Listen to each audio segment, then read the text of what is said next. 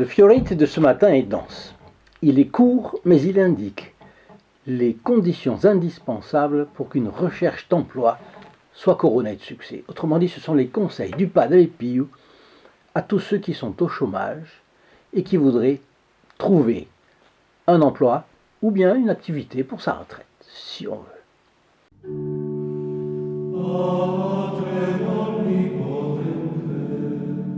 Cher ami fidèle du Padre Pio, bonjour. Aujourd'hui, le Padre Pio m'a trouvé mon emploi. Nino Girolimetti raconte ce qui lui est arrivé en 1959. J'étais déjà marié, mais n'avais toujours pas de métier stable qui puisse me garantir une vie sereine. J'étais donc à la recherche d'un emploi. Je vivais à Castelfidardo et une nuit j'ai rêvé au Padre Pio. Dans mon rêve, je l'ai supplié de m'aider. Il m'a répondu « Priez ». Comme j'ai insisté, il m'a répété « Priez ». J'ai encore insisté et pour la troisième fois, il m'a dit « Priez ». Jusque-là, rien d'extraordinaire. Les rêves renvoient très souvent à ce que nous avons pensé, vu ou fait dans la journée. Ce sont un petit peu les impressions du subconscient qui font le reste, n'est-ce pas? L'imagination peut avoir une grande part. Mais c'est la raison pour laquelle, en règle générale, on ne doit pas conduire sa vie en fonction de ses rêves. Vous le savez bien, c'est la doctrine catholique, parce que la superstition s'y insinue facilement. Mais à titre exceptionnel, la Providence peut s'en servir pour nous aviser de quelque chose. Il faut être prudent sur ce terrain. Vous savez que la première règle de discernement des esprits, corollaire de la parabole du figuier d'ailleurs, fait analyser le fruit d'une chose. Si les fruits d'un arbre sont bons, c'est que l'arbre est bon, et inversement. Ici, il ne priait manifestement pas ou pas assez, et le fruit de ce rêve est qu'il est poussé à prier. Qu'un rêve vous pousse à prier davantage, c'est dire élevez votre âme vers Dieu. Cela ne peut venir que de Dieu. Donc Nino Girolimetti se le tient pour dit et il témoigne que dès le lendemain, il s'est mis à prier pour de bon. Avant, il priait sans foi, sans confiance, sans conviction, bref, son récit continue. Il est franc. 7 mois après ce petit événement, je n'avais toujours aucun signe de réponse à mes prières. Et donc, qu'est-ce qu'il fait? Il s'impatiente. 7 mois de prière et le Padre Pio est sourd aux prières. Il a quand même eu le temps de les exaucer. S'il n'a pas été exaucé, est-ce que c'est parce que la Providence ne veut pas donner sa grâce? Visiblement, il ne se souvient pas que Sainte Monique a prié Dieu pendant 18 ou 20 ans sans se lasser pour que Saint Augustin revienne à la religion chrétienne qu'il avait abandonnée pour l'arianisme. Bien, si vous demandez des grâces du Padre Pio, et il faut y mettre les moyens, je fais une petite parenthèse, je suis sûr que vous avez des intentions de prière, et il y a des grâces que vous aimeriez recevoir, chacun a sa liste. Priez-vous suffisamment et comptez-vous sur la qualité de votre prière pour les obtenir? Je sais que c'est une double question piège, donc je vous facilite la réponse. Difficile de répondre. Alors je vous propose un moyen plus fort que celui que vous avez peut-être employé. Notre chaîne fait célébrer chaque vendredi une messe pour ses plus fidèles amis, les protégés du Padre Pio. Ce sont eux qui donnent l'élan à notre chaîne. Eh bien, une messe a une valeur infinie parce que c'est Jésus-Christ qui s'offre lui-même en victime propitiatoire, c'est-à-dire en réparation des péchés des hommes. De sorte que beaucoup d'intentions peuvent être incluses dans une messe. Une messe, c'est un trésor. Une messe, c'est un trésor ignoré. C'est une mine d'or inexploitée. Qui fait célébrer des messes pour lui aujourd'hui? Très peu de fidèles. Pourtant, c'est un trésor à la portée de chacun, et de vous en particulier. En tout cas, je vous offre de téléphoner au 0805 36 08 47. C'est le prix d'un appel local pour la France et les dom-toms, et vous pouvez bénéficier, vous aussi, des mérites de cette messe. Les opératrices, il suffit de leur demander. Les opératrices répondent dans le courant de la semaine entre 8h30 et 12h30 et entre 14h30 et 19h, sauf le samedi où c'est de 9h à midi, de 9h à midi seulement. Si vous tombez sur un répondeur, veuillez laisser vos coordonnées téléphoniques et nous vous rappellerons. Ou bien rappelez plus tard. En tout cas, vos intentions seront puissamment secondées par la valeur de cette messe qui est la prière de l'Église par excellence.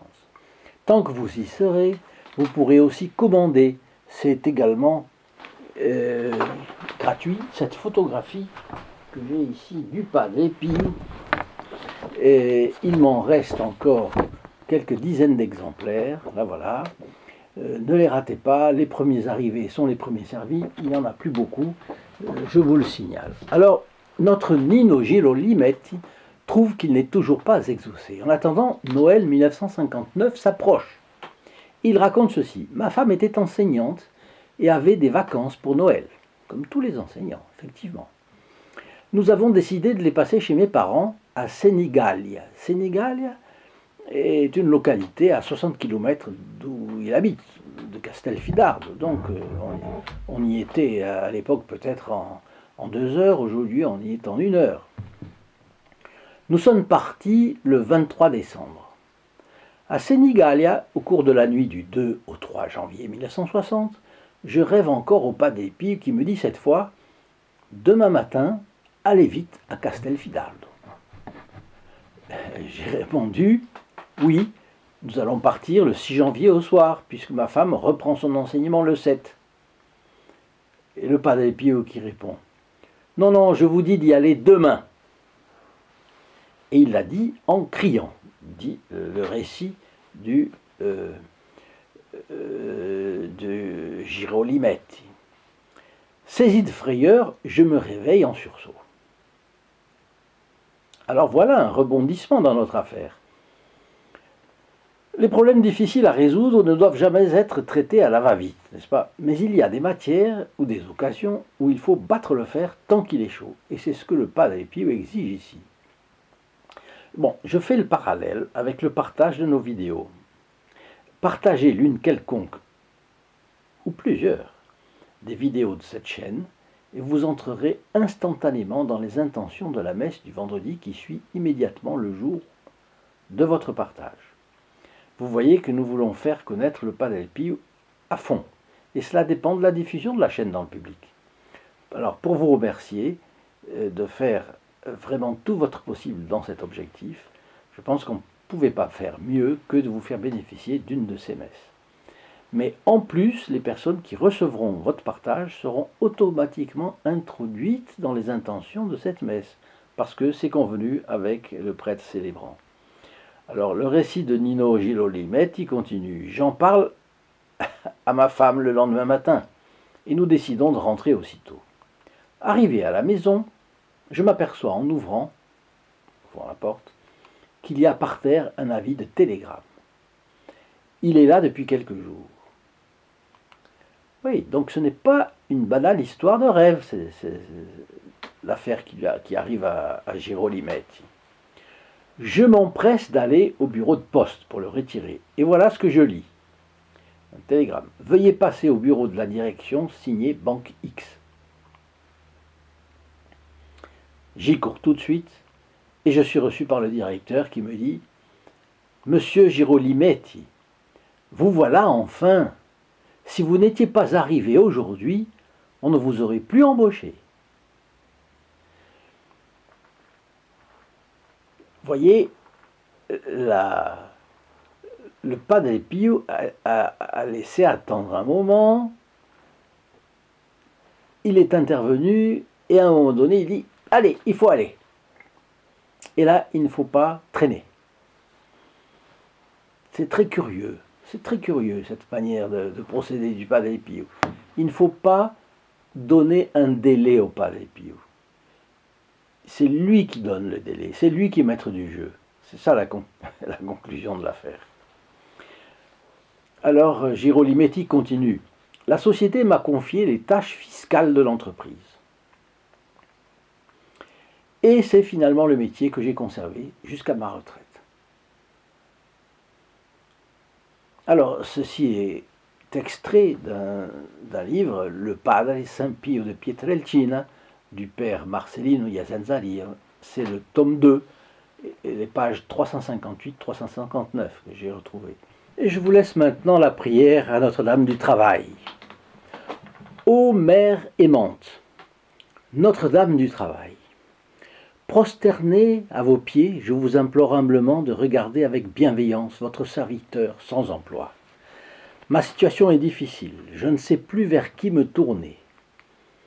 Par conséquent, je suis à la recherche d'une lumière.